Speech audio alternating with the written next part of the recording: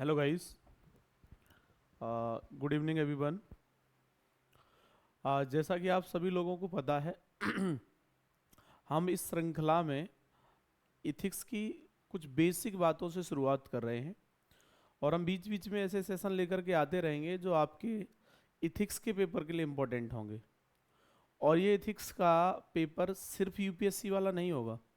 जहाँ जहाँ state PCS में आपके इथिक्स को पूछा जाता है उसके लिए भी ये समान रूप से उपयोगी होगा। तो जो भी लोग इस वीडियो को देख रहे हैं वो ये ध्यान रखें कि ये यूपीएससी के साथ साथ स्टेट पीसीएस जैसे यूपी पीसीएस है, आरएएस है, एमपी पीसीएस है, वहाँ पर भी काम आने वाला है। ठीक है, तो हम बेसिक जो बात की शुरुआत कर रहे हैं वो इस संदर्भ में करने जा रहे हैं कि व्हाट इज इथिक्स। सबसे पहले हमें समझने की ज़रूरत ये है कि एक्चुअली इथिक्स है क्या, है ना।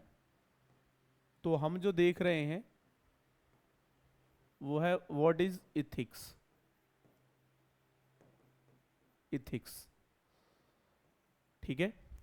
अब ये जो इथिक्स टर्म आप देख रहे हैं, इस टर्म के हिंदी में दो मीनिंग निकाले जाते हैं अमूमन। पहला निकाला जाता है नीति शास्त्र, नीति शास्त्र, और दूसरा निकाला जाता है नैतिकता। ठीक है, नैतिकता और नीति शास्त्र। लेकिन आपको ध्यान रखना होगा एक तीसरा अर्थ भी निकाला जाता है। वो अर्थ थोड़ा दूसरे कॉन्टेक्स्ट में आपको जाकर के समझना पड़ेगा। ठीक है, जैसे अगर आप देख रहे हैं हम जो बातचीत कर रहे हैं, आप देखोगे फिलॉसफी, है ना, दर्शन शास्त्र। दर्शन शास्त्र सब लोग देखते होंगे कि ये बड़ा भारी भरकम सा सब्जेक्ट रहता है सर, दर्शन शास्त्र। लेकिन पूरी फिलॉसफी को हम तीन पार्ट में डिवाइड करके देखते हैं। चाहे किसी की भी फिलॉसफी ले लीजिए आप, उसके तीन भाग होंगे, और वो तीन भाग कौन कौन से होंगे वो आपको ध्यान रखने हैं। ध्यान रखिए, एक भाग जो है उसे हम कहते हैं एपिस्टेमोलॉजी, है ना, एपिस्टेमोलॉजी।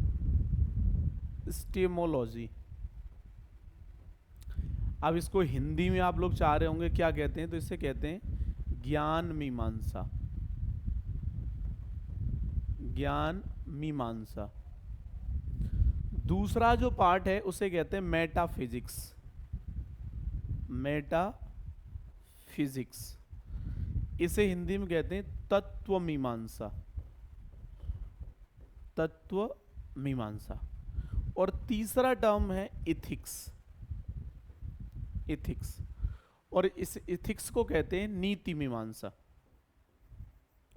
नीति मीमांसा। तो हमें एक तीसरा और टर्म मिला इथिक्स का। इथिक्स का अर्थ एक और मिल गया हमें, वो है नीति मीमांसा। तो जब आप कोर फिलॉसफी पढ़ रहे हैं तो आपको इथिक्स का संदर्भ किससे मिलेगा, नीति मीमांसा से। लेकिन ये वाला जो मतलब है वो हम देखेंगे, चूंकि आप जानते हैं बेसिकली जो यूपीएससी में इथिक्स का सिलेबस दिया हुआ है उसके टॉपिक टोटल कितने दिए गए हैं, 8 टॉपिक दिए गए हैं।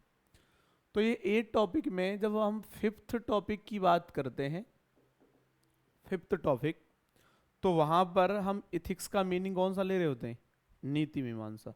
ध्यान रहे, topic number 5 of the syllabus ये किससे हमें जुड़ता हुआ दिखाई देता है, तो फिलॉसफी से। वहाँ दिया हुआ है, जब आप सिलेबस पढ़ेंगे तो विचारक भारत और दुनिया के, या शेष दुनिया के, पश्चिमी दुनिया के, यानी इंडियन थिंकर और वेस्टर्न थिंकर। और वहाँ थिंकर नहीं, वहाँ फिलोसफर भी देखा हुआ, विचारक और दार्शनिक। तो इसलिए जब हम वहाँ वो टॉपिक नंबर 5 पढ़ते हैं तो इथिक्स का मीनिंग हम ये वाला निकालते हैं।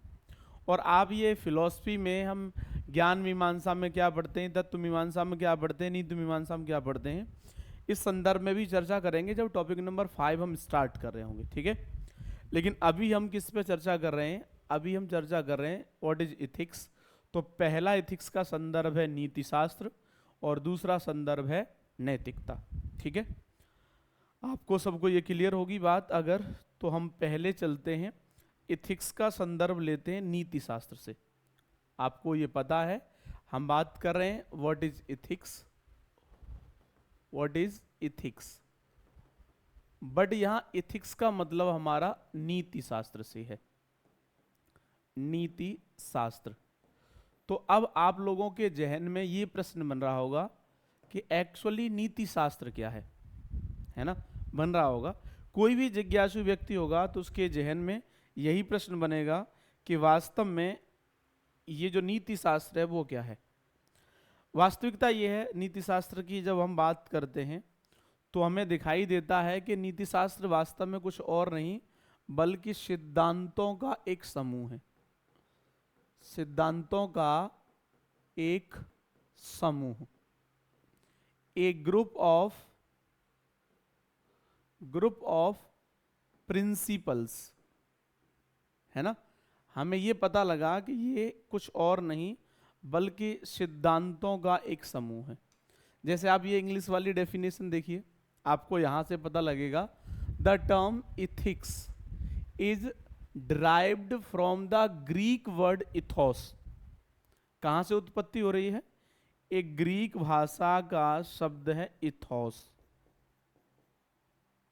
इथोस। और इस इथोस का मीनिंग हुआ करता था रीति रिवाज, रीति रिवाज या परंपरा, परंपरा।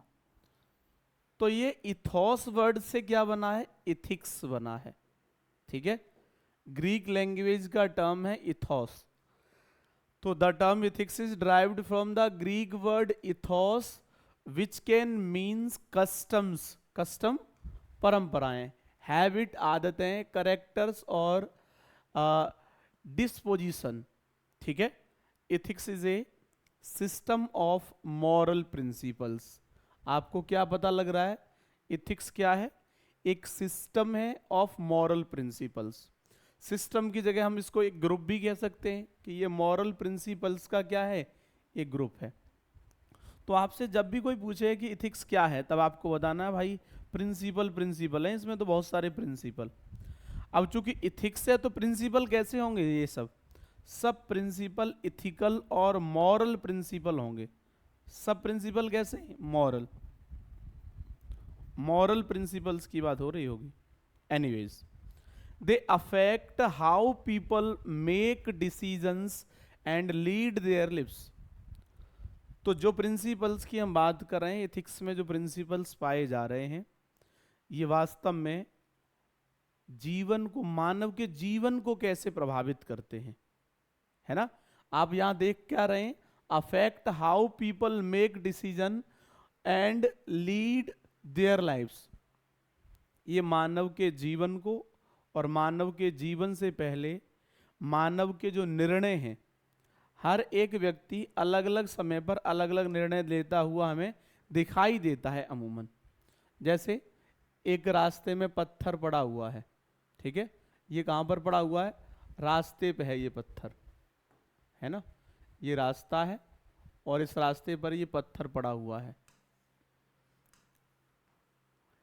ए व्यक्ति कोई गुजरा, ए ने पत्थर को देखा, पत्थर को देखा और सोचा कि अच्छा यहाँ बीच में क्यों पड़ा है, तो उसने क्या किया? उठा करके उसे और बीच में कर दिया, और बीच में, मतलब थोड़ा कम बीच में था, उसे और बीच में कर दिया।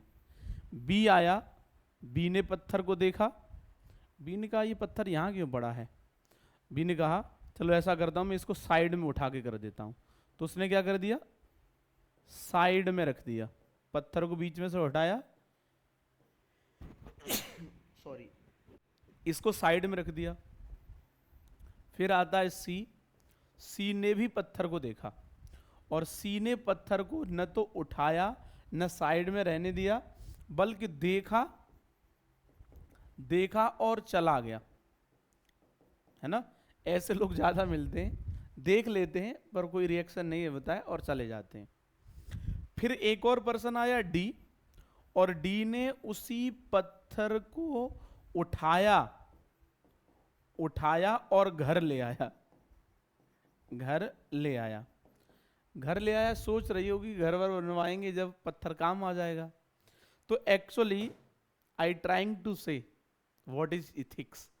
इथिक्स एक्चुअली एक ग्रुप ऑफ प्रिंसिपल्स है, और ये वो प्रिंसिपल्स हैं जो मानव के निर्णयों को, डिसीजंस को अफेक्ट करते हैं, प्रभावित करते हैं। इसलिए हर व्यक्ति का आपको निर्णय अलग अलग दिखाई देगा। 4 व्यक्ति थे, चारों के आपको अलग अलग निर्णय दिखाई दिए एक पत्थर को देखने के बाद के। अब यही जो छोटे छोटे डिसीजंस हैं, ये हमारे जीवन को, हमारी लाइफ को एक अलग डायरेक्शन में ले जाते हैं। इसलिए कभी कभी आप देखते हो कोई व्यक्ति ऐसा है जिसके जीवन की दिशा अलग है, हमारे जीवन की दिशा उससे अलग है, और कोई थर्ड पर्सन है उसके जीवन की दिशा अलग है। वाई? क्यों? कभी कभी ऐसा भी होता है कि जिसके जीवन की दिशा हमसे अलग है वो भी गलत नहीं होता, हमारे जीवन की दिशा अलग है, हम भी गलत नहीं होते। एक थर्ड पर्सन है जिसके जीवन की दिशा और डिफरेंट है, वो भी गलत नहीं होता है। बिकॉज हम देख रहे हैं मल्टीपल प्रिंसिपल्स हैं इथिक्स में, हमें बहुत सारे सिद्धांत दिखाई दे रहे हैं, और उन सिद्धांतों के आधार पर हर व्यक्ति अपने जीवन को अलग ढंग से संचालित कर रहा है।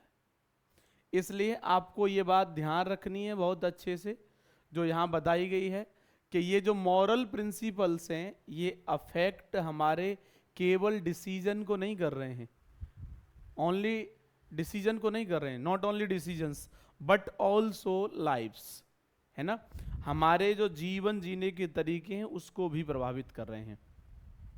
अब आपको एक और बात इससे अगली कड़ी में ये भी जाननी पड़ेगी, ethics is concerned with what is good for individuals. आप इथिक्स को ऐसे देख रहे हो कि नहीं, इथिक्स में हर व्यक्ति अपने अपने हिसाब से चला जा रहा है, तो चला जा रहा है, लेकिन उसके पीछे के एक सोच आपको देखनी होगी। हर व्यक्ति इथिक्स से ये कोशिश करता है सीखने की कि क्या मेरे लिए सही है, और जब मेरे लिए सही देख लेता है तो फिर देखता है दूसरे नंबर पे क्या समाज के लिए सही है। ये नहीं है, ऐसे लोगों की संख्या कम है जो समाज के लिए सही देख करके निर्णय लेते हैं। सब महान आत्माएं नहीं है, सब गांधी मंडेला सुकरात नहीं है।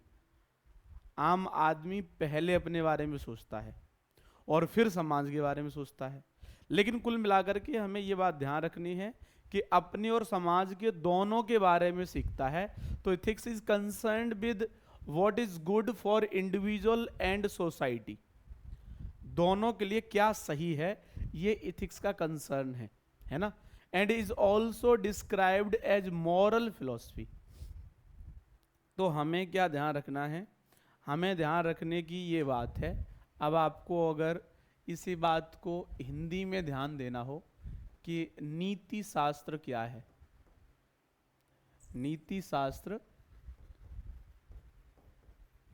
क्या है, तो आपको बताना है कि नीति शास्त्र नैतिक सिद्धांतों का समूह है, नैतिक सिद्धांतों का समूह, ठीक है। अब नैतिक सिद्धांतों का समूह है तो कुछ नैतिक सिद्धांत ऐसे होंगे जो हमारे निर्णय को प्रभावित कर रहे होंगे, है ना। कुछ नैतिक सिद्धांत ऐसे होंगे जो हमारा नजरिया निर्धारित कर रहे होंगे।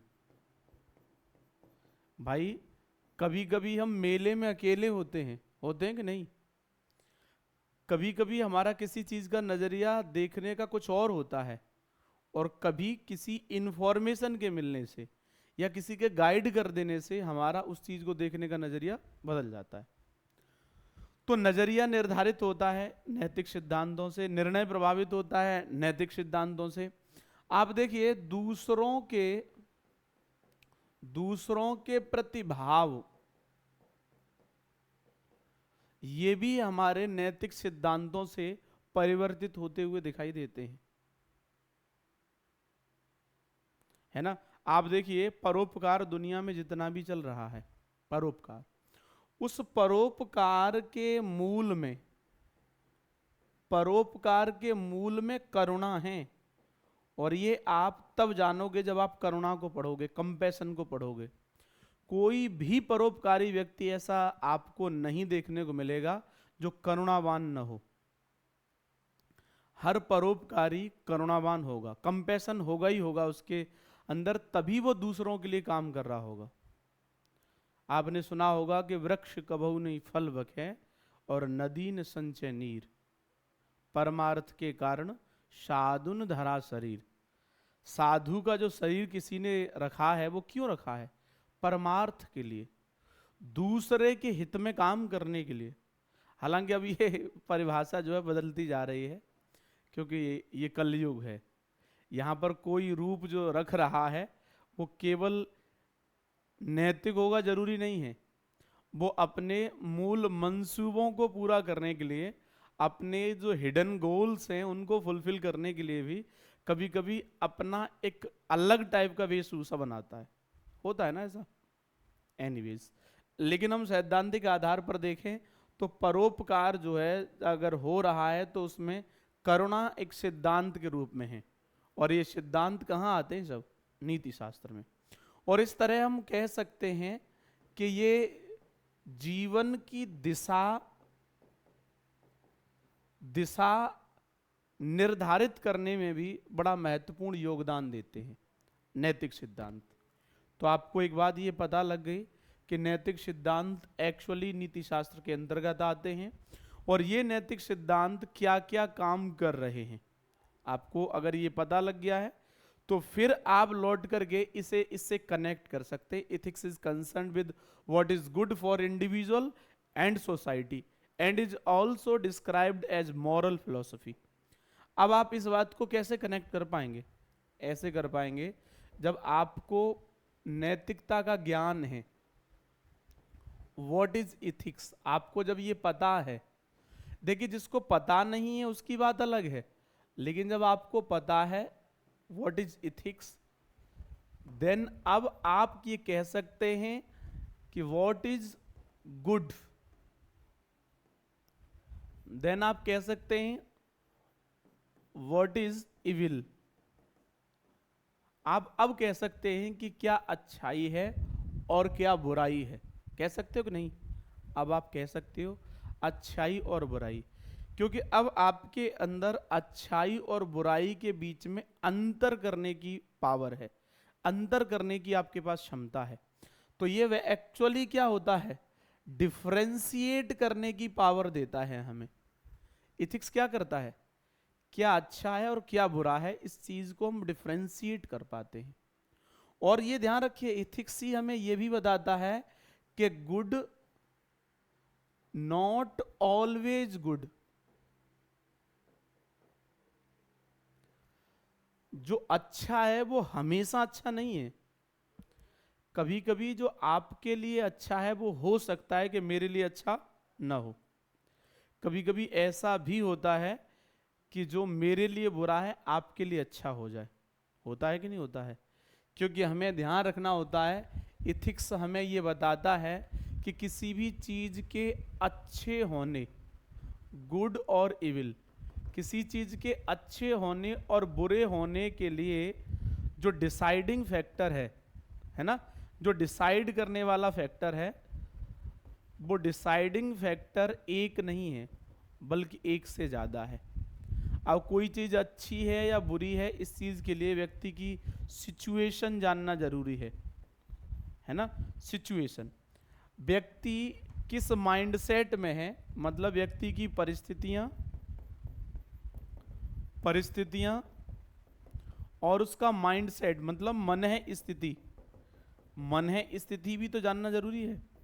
ऐसा तो नहीं है कोई व्यक्ति किसी खास परिस्थिति में जब बहुत परेशान है या उसके ऊपर कोई संकट आया हुआ है तब डिसीजन ले रहा है, सामान्य स्थिति है तब डिसीजन ले रहा है, या वो विकृत चित्त है, पागल है, उसकी मानसिक स्थिति ठीक नहीं है तब निर्णय ले रहा है।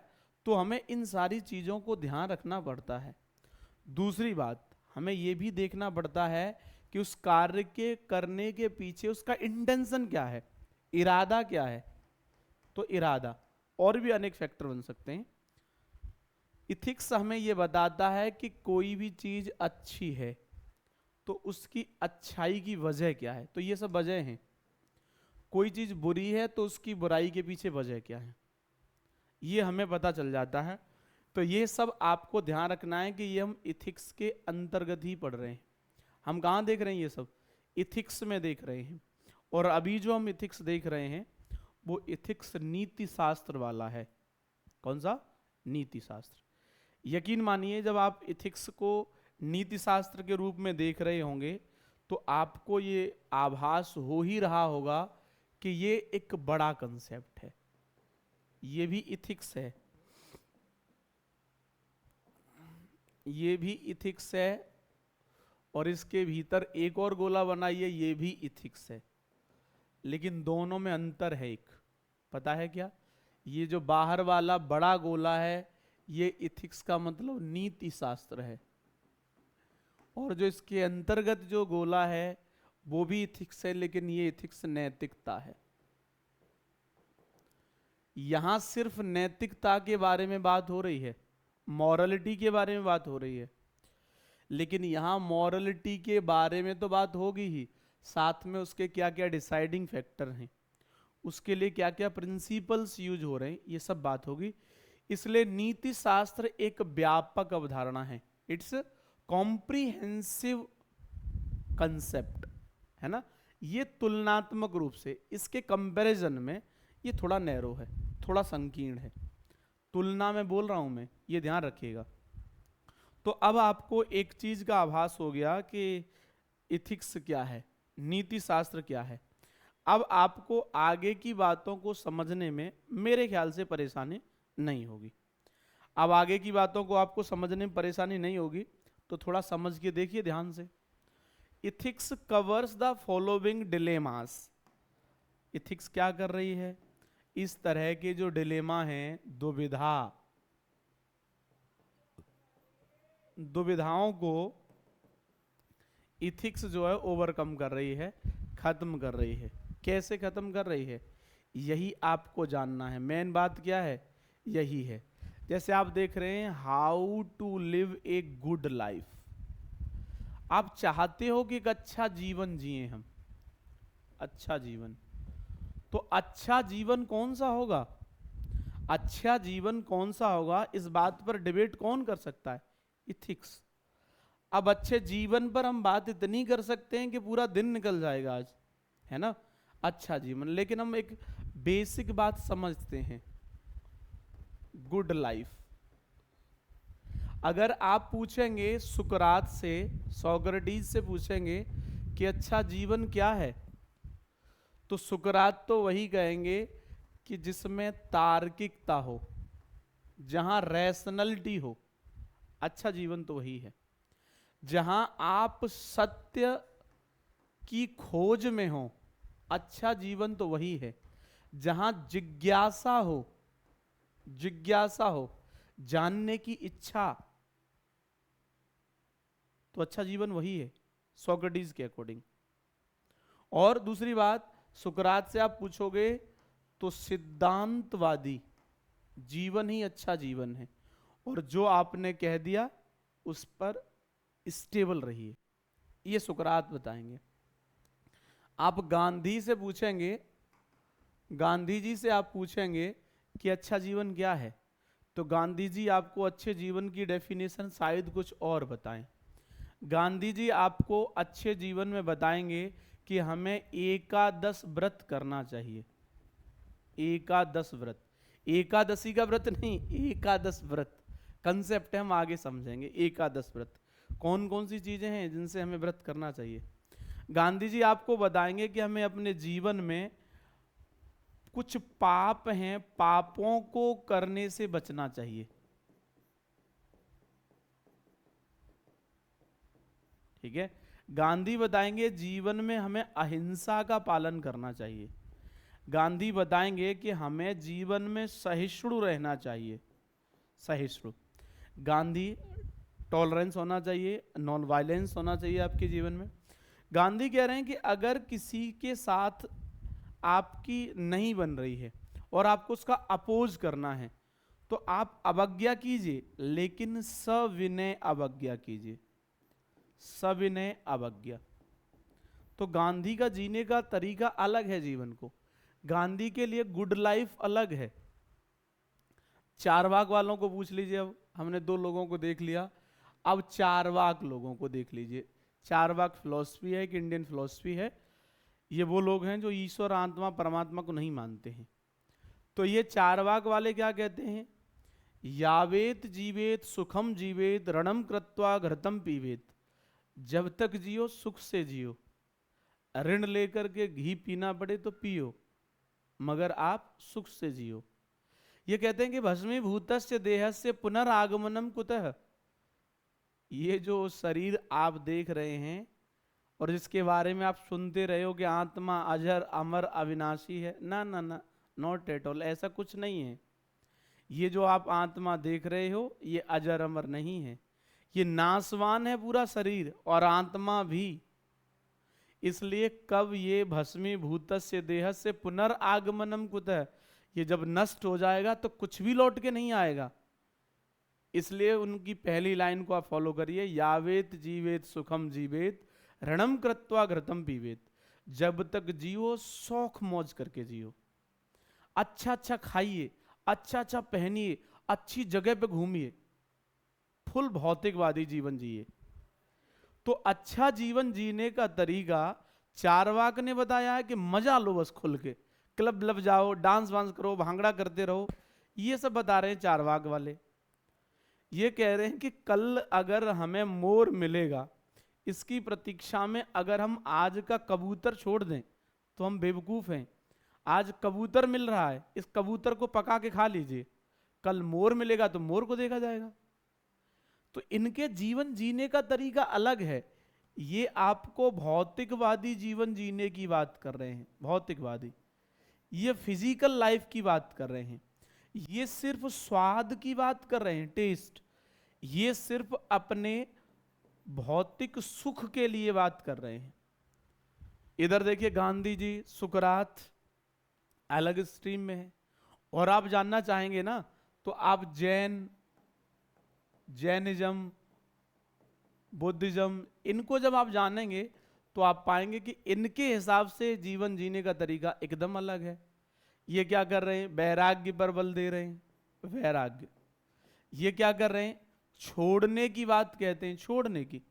आप देख रहे होंगे जब भी कोई जैन धर्म का व्यक्ति जब वो मुनि बनता है या अपने आप को मुख्य धारा में लाता है तो वो अपनी पूरी संपत्ति को क्या कर देता है? दान कर देता है। इवन आप देखिए जो दो स्ट्रीम है उनमें जो पीतांबर, दिगंबर, तो आप देखेंगे जो नग्न अवस्था में रहते हैं वो तो वस्त्र भी छोड़ दे रहे हैं अपने पूरे, अपनी संपत्ति को दान कर दिए हैं पूरी।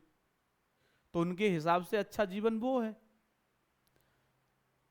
तो कुल मिला के बात यह है कि अच्छा जीवन क्या हो सकता है, ये अच्छा जीवन भी हमें कौन बताता है? इथिक्स बताती है। इथिक्स ही हमें इस दुविधा से दूर करती है।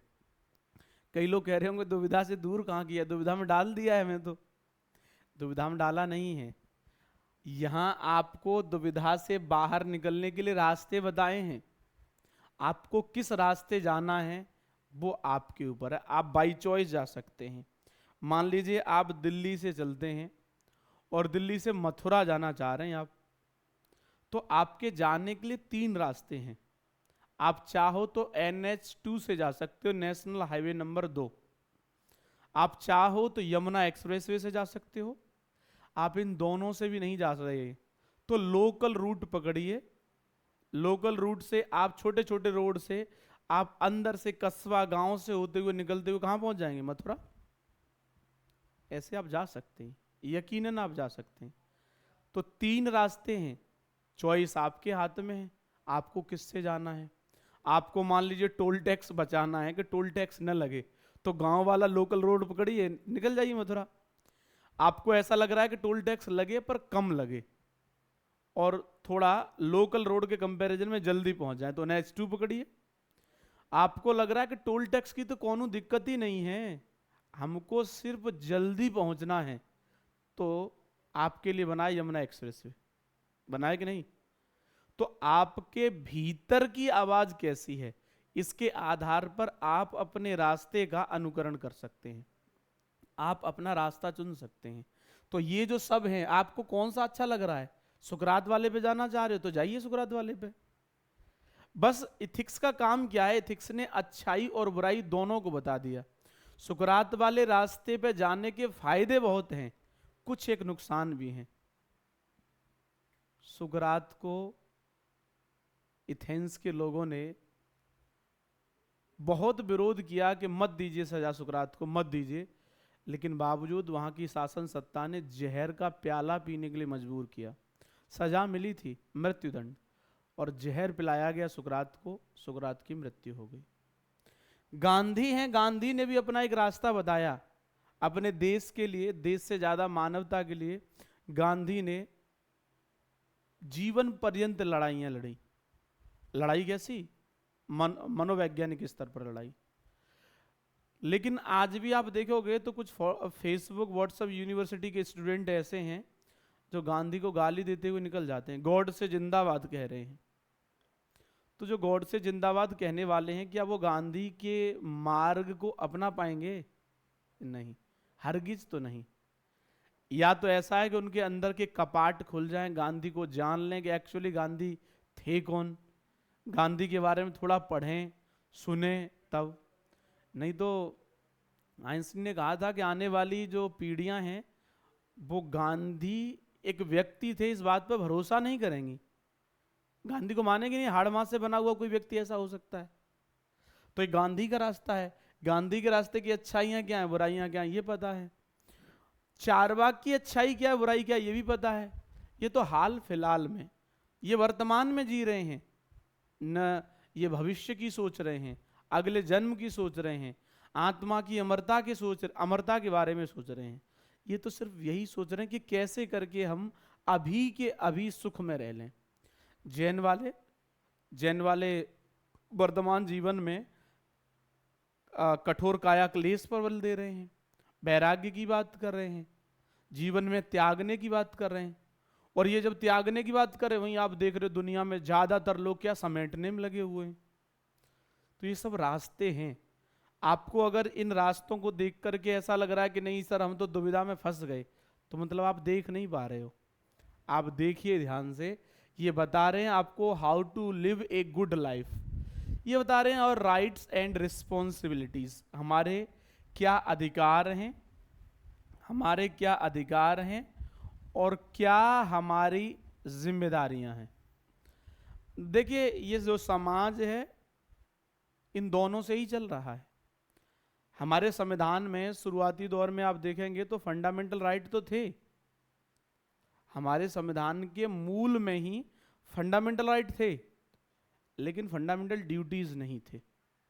शुरुआती दौर में संविधान सभा में बड़ी बहस हुई, कुछ लोगों ने इस पक्ष को रखा भी मजबूती से कि हमारे संविधान में मौलिक कर्तव्य होने चाहिए, लेकिन हर व्यक्ति में या हर स्तर पर व्यक्तियों में आदर्शवादी प्रभाव तो रहता ही है। लोगों को ये लगा था कि नहीं भारत के लोग तो वैसे ही बहुत अच्छे हैं, ये अपने अपने दायित्वों को समझते हैं। लेकिन शायद उन्होंने इस पक्ष को दरकिनार कर दिया होगा। अरस्तु ने शुरुआत में ही कहा, थॉमस हॉब्स ने शुरुआत में ही कहा, मैकियावेली ने शुरुआत में ही कहा। हॉब्स तो थोड़ा ज्यादा जिक्र कर दिए हैं अपनी पुस्तक लेवियाथन में कि मनुष्य मूलतः स्वार्थी और लालची है, मूलतः स्वार्थी और लालची है। तो जब व्यक्ति मूलतः स्वार्थी और लालची है, तब ऐसे में आप उससे परोपकार की जो अपेक्षा किए हुए हैं, आपकी हर स्थिति में अपेक्षा पूरी हो जाएगी, जरूरी नहीं है।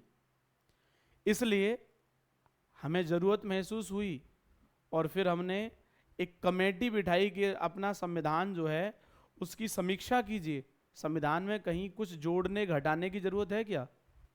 तो स्वर्ण सिंह समिति बनी, संविधान की पूरे की समीक्षा की गई। उसी समिति ने एक सुझाव यह दिया कि भारत के संविधान में एक अमूल चूल प्रावधान जोड़ने की आवश्यकता है। इंदिरा गांधी सरकार में थी, पूछा क्या, बोली फंडामेंटल ड्यूटीज, मौलिक कर्तव्य। उन्होंने कहा कि 8 मौलिक कर्तव्य आप जोड़ दीजिए, कुछ एक को बाध्यकारी बना दीजिए। इंदिरा गांधी ने कहा कि आपने ये बता दिया ना, पॉइंट आउट कर दिया फंडामेंटल ड्यूटी जोड़ने हैं, अब हम जोड़ेंगे क्या जोड़ना है क्या नहीं जोड़ना है, आपका काम हो गया। तो उन्होंने 8 रिकमेंडेशन दी, लेकिन इंदिरा गांधी ने, संविधान में 42वां संशोधन होने वाला ही था, कहा कि ये चीज और एक परिवर्तित करनी है, 42 में भी शामिल कर दीजिए। तो 42वें संशोधन से तो संविधान में बहुत सारी चीजें बदली, एक ये भी चीज बदल गई 42वें संशोधन से ही कि हमारे संविधान में फंडामेंटल ड्यूटीज को ऐड कर दिया गया। हमारे संविधान में 10 मौलिक कर्तव्यों को जोड़ दिया गया, एक और बाद में जोड़ा गया 86वें संशोधन से। लेकिन अब हम संविधान को देख सकते हैं कि संविधान संतुलित हो गया है। अब जहां एक तरफ लोग अधिकारों के लिए सुप्रीम कोर्ट, हाई कोर्ट भाग रहे हैं, वहां दूसरी तरफ भले ही उनमें नैतिक बल ही हो, लेकिन अपने मौलिक कर्तव्यों को लेकर भी सजग हैं, मौलिक कर्तव्यों को लेकर भी अवेयर हैं कि हमें संविधान का पालन करना है, उसके आदर्शों को संजोग रखना है, हमें ऐसी प्रथाओं का त्याग करना है जो महिलाओं के सम्मान के विरुद्ध हैं, हमें वैज्ञानिक दृष्टिकोण विकसित करना है, हमें व्यक्तिगत और सामूहिक उत्कर्ष की ओर बढ़ना है। ये हमें कैसे पता लगा? मौलिक कर्तव्यों से। इसलिए ये जो रिस्पॉन्सिबिलिटी है, इट इज ड्यूटी, ये क्या है? कर्तव्य ही तो है। और नैतिकता हमें बताती है कि हमें किस हद तक जाकर के अपने अधिकारों की मांग करनी चाहिए और किस हद तक हमने अपने दायित्वों के निर्वहन के लिए काम करना चाहिए। अब आप हर जगह पर अधिकार मांगते रहोगे, अधिकारों के लिए लड़ते रहोगे, वो भी तो ठीक नहीं है। लीगली, कॉन्स्टिट्यूशनली आपने देखा कि आपको उसमें दिए गए हैं राइट्स, तो ठीक है, लेकिन बहुत अधिकार ऐसे हैं जिनकी वजह से घरों में काया क्लेश हो जाती है, लड़ाई झगड़े हो जाते हैं। घरों में आप देख रहे हैं एक भाई ऐसा है जिसके पास उतनी संपत्ति नहीं है जितनी कि दूसरे के पास है, उसके पीछे वजह कुछ भी हो सकती है। मान लीजिए एक भाई दिव्यांग है, कम पढ़ा लिखा है, या वो ऐसा है जिससे उसकी जो संपत्ति है वो दूसरे की तुलना में कम हो गई है, तो दूसरे भाई का यहां नैतिक दायित्व बनता है कि अपने अधिकार को छोड़ दे या थोड़ा छोड़ दे, पूरा ना छोड़ पाए तो थोड़ा छोड़ दे। ये यहां कोई कानूनी बाध्यता नहीं है, लेकिन यहां अधिकार भी कैसा है? नैतिक है।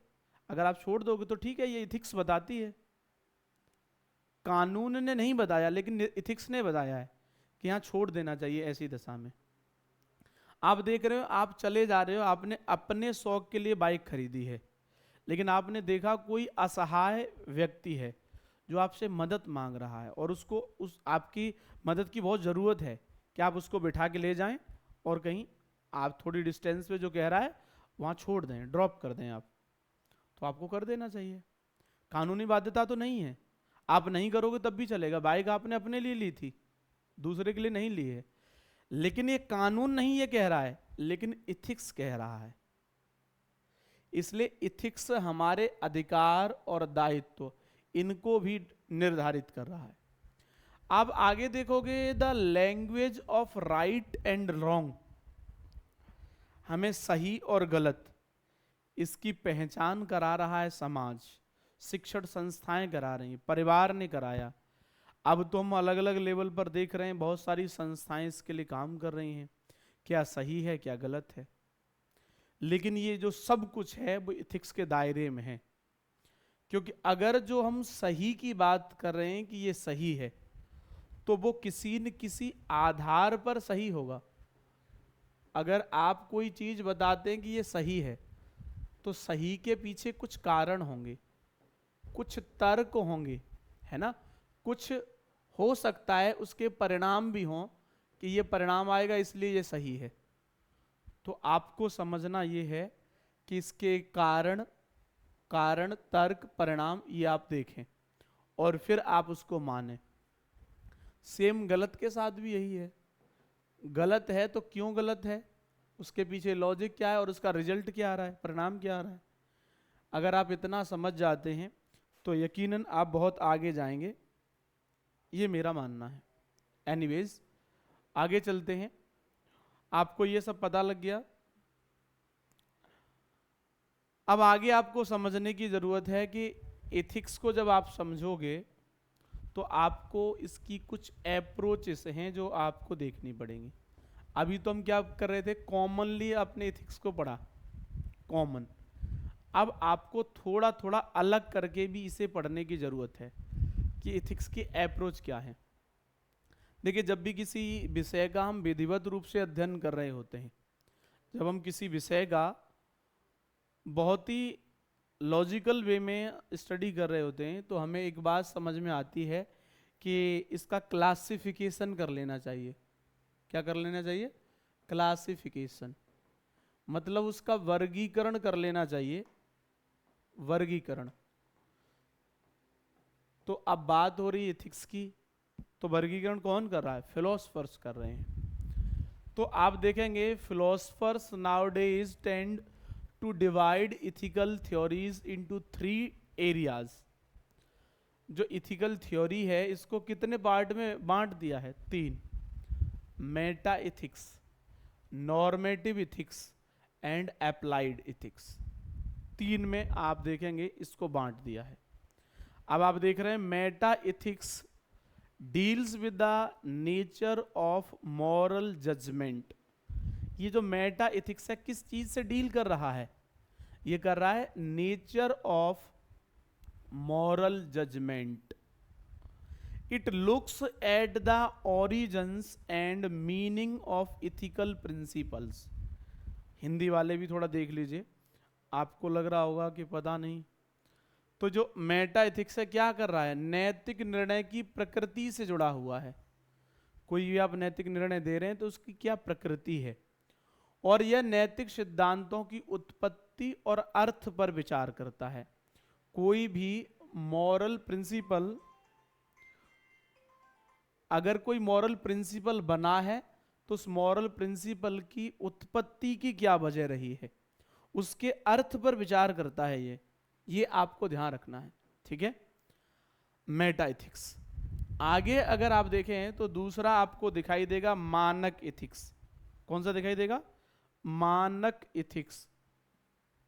अर्थात आप यहां देख रहे हैं नॉर्मेटिव इथिक्स। जो मानक इथिक्स है, नॉर्मेटिव इथिक्स है, इसे एक और नाम देते हैं इसी से जुड़ा हुआ, मानकीय नीति शास्त्र। मानकीय नीति शास्त्र, ये भी नाम देते हैं। तो जिसमें मानक आ गया है वो क्या निर्धारित करेगा? मानक ही तो बताएगा, ये स्टैंडर्ड ही तो डिसाइड करेगा, स्टैंडर्ड। तो नैतिक निर्णयों की विषय वस्तु मतलब कंटेंट, कंटेंट और सही या गलत के मानदंडों से संबंधित है। मानकीय नीति शास्त्र मतलब मानदंड, मानक, स्टैंडर्ड। तो कोई भी चीज सही है, मैंने अभी आपको बताया था, तो क्यों सही है, कारण उसके। कोई चीज सही है तो उसके पीछे के तर्क, कोई चीज सही है तो उसका परिणाम क्या आने वाला है, ये सब चीजों को देख करके बनाए जाते हैं मानदंड। और ये मानदंड ही निर्धारित करते हैं कि वो सही है, और यही मानदंड निर्धारित करते हैं कि कोई चीज गलत है। तो जब गलत सही के मानदंडों की बात आए, इट मीन्स हम नॉर्मेटिव इथिक्स की बात कर रहे हैं, हम मानकीय नीति शास्त्र की बात कर रहे हैं। ये आपको ध्यान रखना है। तो अब आप दोनों में अंतर कर पा रहे होंगे, एक जहां मानदंड की बात कर रहा है, एक इथिक्स की जो ब्रांच है जिसका नाम है नॉर्मेटिव इथिक्स, ये मानदंड की बात करे, कोई चीज सही है तो क्यों सही है, कोई चीज गलत है तो क्यों गलत है। वहीं दूसरा देख रहे हैं मेटा इथिक्स, इसमें हमें नैतिक निर्णय की प्रकृति से जुड़ी हुई बातें पता चल रही हैं। किसी ने कोई मॉरल डिसीजन लिया तो उस डिसीजन की प्रकृति क्या है, वहां नैतिक सिद्धांतों की उत्पत्ति और अर्थ पर विचार किया जा रहा है, ठीक है? कोई सिद्धांत बना है तो क्यों बना है। मान लीजिए आप नैतिक सिद्धांत में एक सिद्धांत की बात करें, परोपकार, परोपकार। आपने जाना परोपकार के मूल में है करुणा, कंपैशन। तो आप क्यों परोपकारी बनना चाहते हैं? आप क्यों करुणामान बने हैं? इसकी उत्पत्ति, मूल क्या है? इसका मूल उत्पत्ति क्या है? ओरिजिन क्या है? इसके पीछे कुछ तो वजह रही होगी। महात्मा बुद्ध जो हैं गृह त्याग करते हैं, तो गृह त्याग करने से पहले कुछ घटनाएं उनके जीवन में घटित होती हैं। वो देख रहे हैं कि एक व्यक्ति है जो अभी कुछ समय पहले सब काम कर रहा था, घूम रहा था, फिर देखिए अचानक से उसकी मृत्यु हो गई और लोग उसको उठा के ले जा रहे हैं। उन्हें जीवन की कुछ कुछ ऐसी अनुभूति होने लगी कि वास्तव में कुछ है नहीं, सच्चाई तो कुछ और है। और वो इस सत्य की खोज में ही घर छोड़ देते हैं।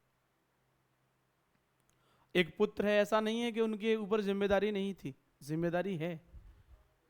एक पुत्र है, पत्नी है, और भी घर वाले हैं। यशोधरा तो बाद में कह रही हैं साहित्यकार की भाषा में, शायद मैथिली शरण गुप्त ने लिखा है कि सखी जो मुझसे कहकर जाते तो क्या यूं पग बाधा पाते। अगर मुझसे कह के चले जाते कि मैं घर छोड़ के जा रहा हूं, तो क्या मैं उनके पग में बाधा बन जाती? नहीं, मैं तो नहीं बनती। बुद्ध फिर आए हैं लौट करके, एक बार आए हैं लौट के बाद में। यशोधरा ने पुत्र राहुल है उसको आगे कर दिया है। बुद्ध इतने तटस्थ हैं कि कोई बाप इतना तटस्थ कैसे हो सकता है। लोग आश्चर्यचकित हो गए हैं कि राहुल है, राहुल को एकदम अपने करीब खड़ा हुआ रखा है, लेकिन एकदम तटस्थ ऐसा व्यक्ति कब हो सकता है?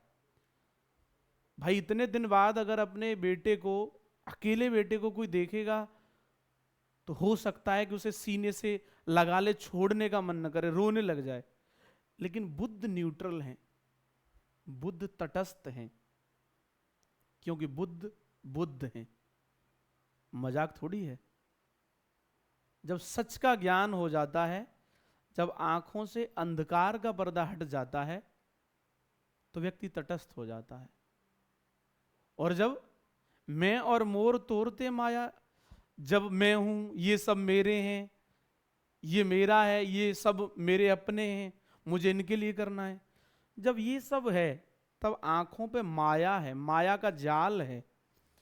और ये जाल तब तक नहीं हटेगा जब तक आपको सत्य का ज्ञान नहीं होगा। और बुद्ध को सत्य का ज्ञान हो गया। अब राहुल को नजदीक नहीं, वो ऐसे नहीं ला रहे हैं जैसे आम पिता अपने पुत्र को नजदीक लाता, वैसे नहीं ला रहे हैं। यशोधरा भी सोच में पड़ गई, हो क्या गया है। अब बुद्ध तो बुद्ध हैं, बुद्ध कह रहे हैं कि मैं वो नहीं हूं जो आप मान रही हो कि मैं हूं। यशोधरा कह रही तो कौन हो? कि मुझे भी नहीं पता कि मैं कौन हूं, बस मैं वो नहीं हूं जो तुम्हारे पास से गया था, मैं वो नहीं हूं। यशोधरा का भी मूड खराब हो जाता है। एनीवेज, लौट के आते हैं। हमें ये पता लग जाए कि परोपकार क्यों हो रहा है, करुणा क्यों हो रही है, तो हम शायद ज्यादा सघनता से, ज्यादा गहराई से काम करेंगे। हमें ये पता होता है हम किसी की सहायता कर रहे हैं, सहायता कर रहे हैं, और वही तो परोपकार है जहां दूसरे की मदद कर रहे हैं। हमारे जहन में ये चल रहा है कि कभी जीवन में मुझे भी जरूरत पड़ी तो मेरी भी कोई सहायता करेगा। केवट वाली बात है। राम को केवट अपनी नाव में बिठाता है, उससे पहले पैर धोने के लिए बोल देता है। राम एकदम आश्चर्यचकित हो जाते हैं, हमसे पैर धुलवा रहा, बताइए। लक्ष्मण तो थोड़े गुस्सा में रहते ही थे, पर पैर धुलवा लिए उसने। सिद्धांतवादी व्यक्ति, धुलवाना चाहिए। सिद्धांतवादी होता है, जैसे सुकरात की हम बात कर रहे थे। केवट भी सिद्धांतवादी है। उसने कहा मेरा बाप आएगा वो भी पैर धो के ही बैठेगा नाव में। नियम तो मतलब नियम है। ये भारत की सरकार थोड़ी है कि कानून आम आदमी के लिए, राजनेताओं के लिए नहीं है। राजनेताओं के केस पेंडिंग रहेंगे, तारीख पे तारीख मिलेगी, सिर्फ तारीख। और एक आम आदमी न्याय की तलाश में बूढ़ा हो जाएगा, पर शायद वो उसे मुकम्मल न्याय न मिले। केवट ने कह दिया कि पैर धोना है, धो लिए राम ने। राम उतरने लगे तो राम ने कहा कि भाड़ा ले लो यार, जो बिठा के लाए हो। बोले तुमने हमें यहां पार लगा दिया, कभी हमें जरूरत पड़ेगी तो तुम हमें पार लगा देना। राम समझ गए कि बहुत बड़ा खिलाड़ी निकला। ऐसा ही खेल यहां है कि आप जरूरत की वजह से किसी के लिए परोपकारी बने हो। आपको पता है जब जीवन में हमें कोई जरूरत पड़ेगी तब हमारी भी कोई सहायता करेगा। या आप किस में हो, अभी आप माया में हो। प्लेटो कहता है वेल ऑफ इग्नोरेंस, अज्ञान का पर्दा, केव थ्योरी देता है। और वहां कह रहा है कि गुफा में से बैठ के देखोगे तो पक्षी जो उड़ के जा रहे हैं और उनकी परछाई गुफा के मुंह पे जो दिखाई दे रही है, गुफा में बैठे व्यक्ति को जिसने बाहरी दुनिया नहीं देखी, वो तो पक्षी उन्हीं को समझेगा जो शैडो दिखाई दे रही है, परछाई दिखाई दे रही है। गुफा से बाहर आओगे तब तो आपको सच्चाई पता लगेगी। अब गुफा से बाहर आओगे तो पता चल जाएगा। लेकिन अभी आप गुफा में हो तो आप क्या कर रहे हो कि हम दूसरों की मदद कर रहे हैं, क्योंकि मेरे बच्चे हैं, मेरे बच्चों को जब जरूरत पड़ेगी तब कोई उनकी सहायता करेगा। आप इसलिए क्या कर रहे हैं, परोपकार कर रहे हैं। या परोपकार आप क्यों कर रहे हैं, आपके आंतरिक सुख के लिए कर रहे हैं। आंतरिक सुख, इंटरनल प्लेजर, आंतरिक सुख, आपको ऐसा करने से अच्छी अनुभूति आती है। तो कुल मिलाकर के मैं फिर वही कहूंगा कि हम क्या जानना चाह रहे हैं कि परोपकार या करुणा, इनके मूल में क्या है। तो मूल में ये है, ये सब क्या है, ये स्वार्थ है। आप अपने स्वार्थ के लिए काम कर रहे हैं। यही इसी आपके स्वार्थ की वजह से तो उत्पत्ति हुई है परोपकार की। आप बुद्ध नहीं हो कि आपको अब इस दुनिया से ज्यादा लगाव नहीं है, परिवार से लगाव नहीं है, तो आप निष्पक्ष भाव से काम करोगे, तटस्थ होकर के काम करोगे। ये आपको ध्यान रखना है, मेन बात यही है। तो आपको ये पता लग गया कि नैतिक सिद्धांतों की उत्पत्ति, अर्थ, ये सब मेटा एथिक्स का पार्ट है। आपको ये पता लग गया कि जो नॉर्मेटिव एथिक्स है वो स्टैंडर्ड बनाती है, मानक बनाती है। तो अब आप तीसरे लेवल पे आ जाइए। तीसरे लेवल पर जो आप एथिक्स देख रहे हैं वो है अप्लाइड एथिक्स। अप्लाइड एथिक्स, और अप्लाइड एथिक्स में आप देखोगे, applied ethics looks at controversial topics like war, animal rights, है ना, एंड कैपिटल पनिशमेंट। तो जो कंट्रोवर्शियल टॉपिक्स हैं इन पर विचार करता है अप्लाइड एथिक्स। अप्लाइड मतलब व्यवहारिक। व्यवहारिक जीवन में कंट्रोवर्सी आप देखोगे बहुत सारे मुद्दों पे चलती रहती है। जैसे एग्जाम्पल में यहां दिया हुआ वॉर, क्या युद्ध किसी चीज का अंतिम सॉल्यूशन हो सकता है, परमानेंट सॉल्यूशन हो सकता है? नहीं, युद्ध नहीं हो सकता। कुछ लोग ये मानते हैं, कुछ लोग ये मानते हैं कि राजा राम जो है समुद्र की प्रार्थना कर रहे थे कि भाई हमें लंका जाना है, अपनी बेटर हाफ को लेने के लिए थोड़ा यार जगह दे दो हमको। वो मान ही नहीं रहा था। राम क्या हुआ फिर, एक समय के बाद गुस्सा हो गए। और राम की भी आप देखिए किस तरीके से अभिव्यक्ति कर रहे हैं राम, कि विनय न मानत जल दिजड़ गए 3 दिन बीत। विनय न मानत जल दिजड़ गए 3 दिन बीत, बोले राम सकोप तब भयविन होए न प्रीत। कह रहे राम को भी गुस्सा आ गया, राम को भी ये आभास था कि नहीं मानेगा तो डर तो दिखाना पड़ेगा। बोल दिया राम, उठा के लाओ लक्ष्मण, धनुष बाण लाओ। तो लक्ष्मण तो अपना तैयारी रहते थे, लो भैया, तुरंत दे दिए। अब धनुष लेकर के जैसे ही बाण उन्होंने चढ़ाया उस पे, तो जो सागर है वो प्रकट हो जाता है। कह रहा है कि आप एक्चुअली भगवान इन्वायरमेंट नहीं पढ़े हो, एनवायरनमेंट अगर पढ़े होते तो आपको पता होता कि एक ओशियन में भी इकोसिस्टम डेवलप है, यहां भी एक पारिस्थितिकी तंत्र है इसमें भीतर। अगर मैं सूख जाऊंगा तो इनका क्या होगा? राम ने कहा ओ ऐसा है, सॉरी सॉरी सॉरी भाई, ये तो मुझसे अभी गलती हो जाती, तुमने सही किया मुझे बता के। राम ने बात मान ली कि अगर समुद्र सूख जाएगा तो मेरा काम तो बन जाएगा, लेकिन न जाने कितने ऐसे जीव जंतु हैं जिनकी मृत्यु हो जाएगी, जिनके जीवन का आधार क्या है? समुद्र। भाई आप जब रह रहे हो स्थल खंड पे तो आपके जीवन का आधार क्या है? आपके जीवन का आधार वायु है, जल है। वायु को बंद कर देंगे, रह पाओगे? नहीं रह पाओगे। सिलेंडर की ऑक्सीजन ज्यादा समय तक काम नहीं आती। कोरोना में हम सबने देखा था, जो ये वायु है जो हमें मुफ्त में मिल रही है, जो हमें प्रकृति ने दी है, एक्चुअल में जीवन का आधार तो यही है। और जब ये बंद हो जाएगी तो फिर आपको दिक्कत हो जाएगी। तो राम को गुस्सा आ गया, राम ने माना कि नहीं, डरा करके धमका करके काम बन सकता है। इसलिए कुछ लोग ये मानते हैं कि युद्ध ही जो है एक रास्ता है। कुछ एकमात्र रास्ता मान लेते हैं, कुछ मानते हैं एक रास्ता तो है ही। आप अपने पड़ोसी से रोज प्रेम से बात कर रहे हैं, रोज समझा बुझा रहे हैं, लेकिन मान ही नहीं रहा, रोज खुजली करता है, क्या करेंगे? एक दिन आकर के आपको गुस्सा आ ही जाएगा। तो युद्ध भी इस बात पर डिबेट है कि युद्ध क्या एक्चुअल में किसी चीज का सॉल्यूशन है। तो देखिए, युद्ध में जीत तो किसी की नहीं होती। आप भौतिक रूप से जीत मान सकते हैं, किसी की हो गई, आप हो सकता है क्षणिक जीत मान लें, लेकिन मनोवैज्ञानिक स्तर पर आप देखेंगे तो युद्ध में जीत किसी की नहीं होती है। युद्ध खुद में जीतता है, युद्ध लड़ने वाले युद्ध नहीं जीतते हैं। युद्ध अगर खुद में जीत रहा है, इसका मतलब आप युद्ध को बढ़ावा दे रहे हो, और युद्ध नाम का जो कंसेप्ट है फल फूल रहा है। मतलब युद्ध की जीत है, युद्ध में शामिल पक्षों की हार है। ए ने बी को मारा तो भी बी की हार तो है ही, ए की भी हार है।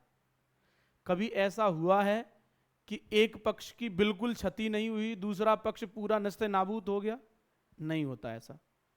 अगर ऐसा भौतिक रूप में दिख भी रहा है तो आप मानसिक स्तर पर जाके देखिए, उस व्यक्ति में हो सकता है ग्लानि का भाव हो, मैंने ये क्या कर दिया।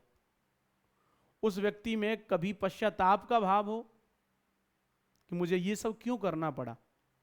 कुल मिलाकर के बात यह है कि युद्ध कभी भी दोनों पक्ष नहीं जीतते हैं, दोनों ही पक्ष हारते हैं युद्ध में। इसलिए कुछ लोगों की सोच ऐसी है युद्ध को लेकर।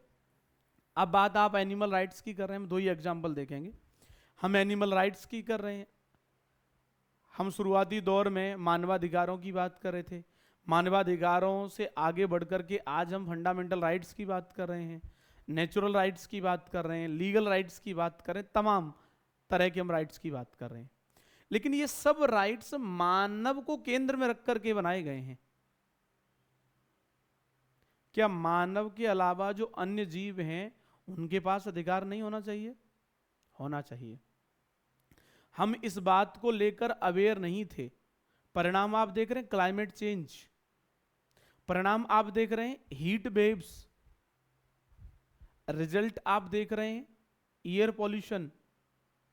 ये सब क्यों हो रहा है? ग्लोबल वार्मिंग, ये सब क्यों हो रहा है? क्योंकि हमने कभी जीव जंतु, अपने से इतर जो हैं, अपने से डिफरेंट जो भी हैं, फ्लोरा एंड फौना, वनस्पतियां, इन सब के महत्व को कभी समझा ही नहीं। हमने तो अपनी आंखें बंद कर ली, अपने स्वार्थ की पूर्ति के लिए डिफॉरेस्टेशन कर दिया, हमने निर्वनीकरण कर दिया। और आज हम कहां बैठे हैं? आज हम एकदम ऐसे ताबूत पर बैठे हैं कि पता नहीं कब उसमें विस्फोट हो जाए। आज मानव अस्तित्व पर ही क्वेश्चन मार्क है। तब हमें जाकर के याद आ रही है कि एनिमल राइट्स के लिए भी हमें कुछ करना चाहिए। अब हम जीवों के, जंतुओं के अधिकारों की बात कर रहे हैं, लेकिन अभी भी एक बड़ा तबका क्या कह रहा है कि नहीं, पहले हम फिर बाकी चीजें। जब हम हर चीज में अपने आप को प्राथमिक रखेंगे, बाकियों को द्वितीयक रखेंगे, तो फिर संभावना नहीं है उतनी कि चीजें आसानी से बन जाएं। लेकिन एनिमल राइट्स के बारे में बातचीत हो रही है। कुल मिलाकर के मैं जो समझाने का प्रयास कर रहा हूं आपको ये कि जो कंट्रोवर्शियल टॉपिक हैं, जिन पर मतैक्य नहीं है, सेम ओपिनियन नहीं बन पा रहा है, उनके बारे में हम डिस्कशन करते हैं अप्लाइड एथिक्स में। कोई चीज सही है यहां पर तो उसे क्यों हमें आगे बढ़ाना चाहिए, कोई चीज गलत है तो उसे क्यों रोक देना चाहिए, ये हमें सब चीजें समझ में आनी चाहिए, ये हमें अप्रोच पता होनी चाहिए एथिक्स की, तो हम आगे बढ़ पाएंगे। ठीक है, अब आपको ये बात पता लग गई, यहां तक की बेसिक बात। अब हम थोड़ा सा इसको हिस्ट्री से जोड़ने की कोशिश करते हैं कि जो हम एथिक्स का ढोल बजा रहे हैं, हिस्टोरिकल बैकग्राउंड, हिस्टोरिकल बैकग्राउंड, ऐतिहासिक पृष्ठभूमि। आप जब हिस्ट्री पढ़ रहे होंगे तो हिस्ट्री में आपने एक वर्ड सुना होगा, रित। रित वर्ड सुना है कि नहीं सुना? रित, और रित का अर्थ होता था नैतिकता, नैतिकता, इथिक्स, रित। और इस रित के संरक्षणकर्ता को, संरक्षण करने वाला जो रहता था, उसे नाम दिया जाता था ऋतस्य गोपा। ऋतस्य गोपा मतलब नैतिकता, नैतिकता का संरक्षण करने वाला, नैतिकता का संरक्षण करने वाला या नैतिकता का संरक्षक। और वैदिक काल में आप देखेंगे ये सब बातें कहाँ की हो रही हैं? ये सब बातें वैदिक पीरियड की हो रही हैं, वैदिक पीरियड। तो वैदिक पीरियड में हमें एक बात पता है कि अलग अलग तरह के देवताओं की संकल्पना थी, अलग अलग तरह के देवताओं की अवधारणा हमें देखने को मिल रही थी। तो ये जो ऋतस्य गोपा है, ये कोई और नहीं बल्कि वरुण जो है, वरुण को कहा गया ऋतस्य गोपा। वैदिक काल में हमारे यहाँ नैतिकता के संरक्षण की बात कही गई है। इसलिए जो इथिक्स आप पढ़ रहे हैं, यूपीएससी ने 2013 के बाद पूछना शुरू किया है, लेकिन ये आपके यहाँ बहुत पहले से ही है। ठीक है, अब बहुत पहले से है, हम नीति शास्त्र पढ़ चुके हैं, नैतिकता हमें बहुत पुरानी दिखाई दे रही है। तो अब ऐसे में हमें जानना है कि ये नैतिकता है क्या। हमें ये जानना चाहिए कि नहीं? जानना चाहिए कि एक्चुअली नैतिकता क्या है।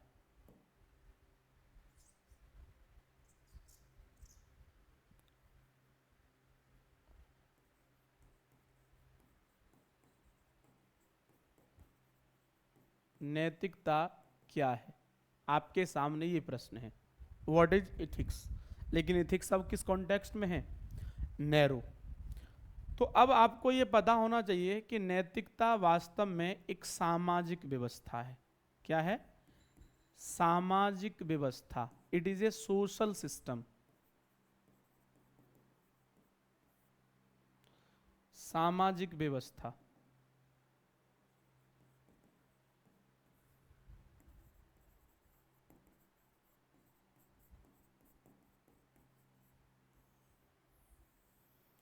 और ये सामाजिक व्यवस्था क्या कर रही है? सामाजिक व्यवस्था दो काम कर रही है। एक, कुछ चीजों का निर्धारण कर रही है, निर्धारण, डिटरमाइन कर रही कुछ चीजों को, डिटरमाइन। और कुछ चीजों का क्रियान्वयन, क्रियान्वयन, इम्प्लीमेंटेशन, इम्प्लीमेंटेशन। तो निर्धारण किसका कर रही है? ये जानना चाहिए कि नहीं? हमें जान लेना चाहिए। ये नैतिकता एक्चुअली नैतिक मूल्यों का निर्धारण कर रही है।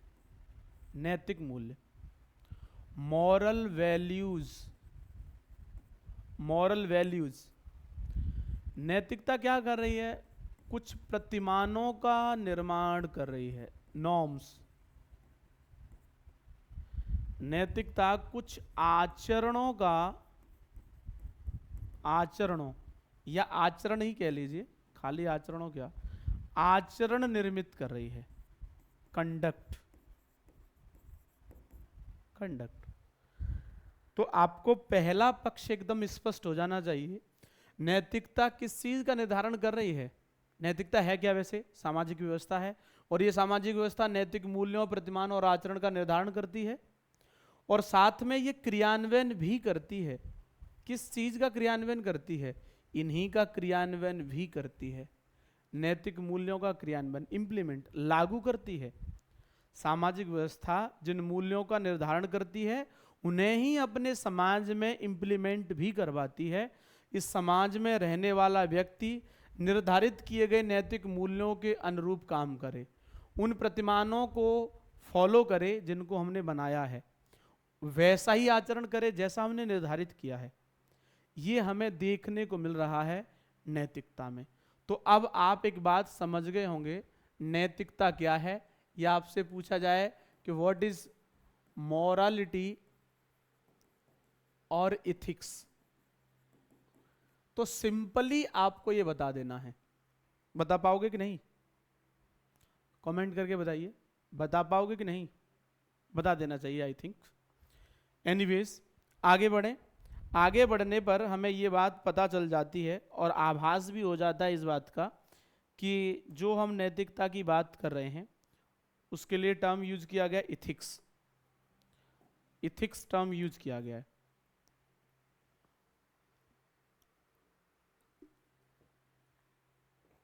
अब इसके लिए एक और टर्म हम देख रहे हैं, मॉरलिटी।